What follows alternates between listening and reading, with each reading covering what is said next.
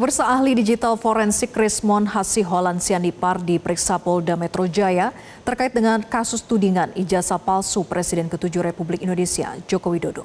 Tak hanya Rismon, dua terlapor lain juga memenuhi panggilan pemeriksaan. Kedatangan para saksi terlapor ini didampingi oleh kuasa hukumnya, Ahmad Hozinuddin, dan mantan Wakil Ketua KPK Saud Situmorang, serta pakar hukum tata negara Refli Harun. Rismon mengaku siap diperiksa dan akan menunjukkan buku yang ia buat berjudul Jokowi's White Paper ke penyidik saat pemeriksaan. Buku setebal 700 halaman ini menurutnya tidak berisi keterangan-keterangan tanpa dasar. Ia juga akan membuktikan kepada penyidik bahwa dirinya dan terlapor lain punya dasar untuk membantah kesimpulan dari Direktorat Tindak Pidana Umum Bareskrim Polri yang menyimpulkan bahwa ijazah Joko Widodo identik dengan ijazah pembanding. Membuktikan sekali lagi bahwa ini akan di grand launching tanggal 27 Agustus ya, sekitar 700 halaman.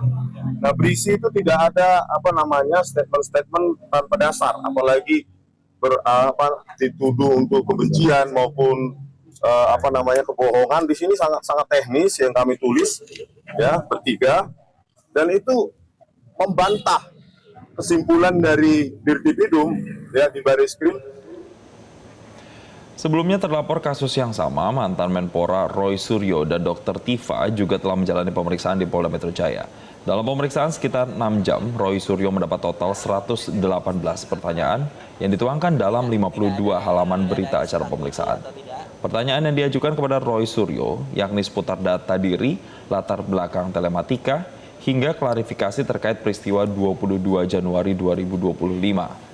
Roy Suryo mengaku banyak pertanyaan tidak berkaitan langsung dengannya, termasuk 37 tautan konten yang ditunjukkan penyidik.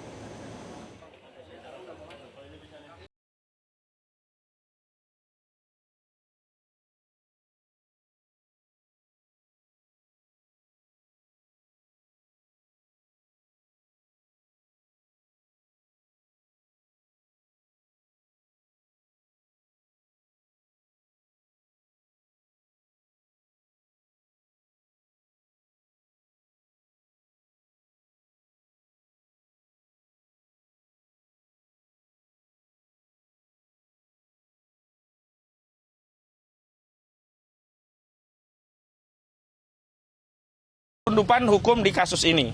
Tapi ternyata ada dua tindakan sekaligus.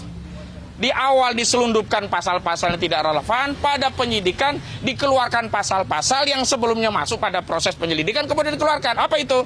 Yang pertama, ini kan kasusnya 311, 310 KUHP dan 27A yang berkaitan dengan fitnah dan pencemaran.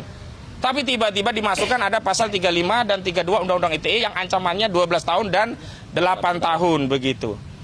Yang kedua, bukan diselundupkan, justru dikeluarkan. Sebelumnya laporan dari yang awalnya katanya Pradi Bersatu, begitu SPDP tidak ada itu pelapor atas nama Pradi Bersatu. Tak hanya itu, terlapor Roy Suryo santai menghadapi pemeriksaan. Ia juga meyakini dirinya tak melakukan kesalahan. Mantan Menpora itu justru menuding pelaporan tersebut keliru, salah, dan konyol. Loh ya, kalau orang yang salah itu kan harusnya orang yang punya ijazah dan skripsi yang ditengarai 99,9% palsu. Itulah kan ya. Dari hasil penjelasan Mas Roy Suryo ini ada kekeliruan berarti ini. Iya, ada kekeliruan banget. Nanti akan saya jelaskan semua di depan penyidik. Kekeliruannya banyak. Tadi udah saya spill dikit-dikit soal tanggal yang berubah-ubah, soal pasal-pasal yang gaduh-gaduh dimasukkan, dan juga soal-soal lain yang dimana harusnya kami ini tidak jadi terperiksa, tapi justru kami ini yang jadi pelapor terhadap dugaan 99,9% ijazah dan skripsi palsu. Gitu ya. Hari ini ada membawa bukti kah? Enggak, kita kan ikuti aja, melihat surat panggilannya saja, saya udah senyum aja. Di sisi lain, kuasa hukum Jokowi, Yaakob Hasibuan, mempertanyakan pengusutan kasus fitnah ijazah Jokowi dan pencemaran nama baik oleh penyidik Polda Metro Jaya yang dinilai terlalu lama. Ini mungkin saya harus sampaikan bahwa menurut kami ini sudah terlalu lama proses penyidikannya, walaupun kami apresiasi bahwa para penyidik Polda Metro Jaya sudah bekerja sebaik mungkin, namun kami rasa terlalu lama. Dan juga semakin lama ini dalam beberapa bulan terakhir, juga sebenarnya kami melihat banyak sekali juga dugaan tindak pidana baru yang dilakukan. Sebenarnya Jadi, tapi kami juga mencadangkan hak tersebut. Kami melihat bahwa kami sudah melaporkan, ya udah kami tunggu saja, kami fokus pada laporan tersebut. Sehingga kembali lagi Mas tadi sampaikan bahwa mereka sering kali masih terus menyuarakan, ya itu merupakan hak mereka, tapi hak mereka juga harus tetap memperhatikan jangan sampai melakukan atau melawan hukum juga. Karena kami melihat ada dugaannya ke arah situ. Yang jelas, Yakub berharap kasus fitnah ijazah Jokowi dan pencemaran nama baik di Polda Metro Jaya segera menemui titik terang dengan penetapan tersangka. Hal ini dilakukan agar kisruh ijazah Jokowi bisa segera berakhir dan dibuktikan di persidangan. Tim Liputan Metro TV. Jelajahi cara baru mendapatkan informasi. Download Metro TV Extend sekarang.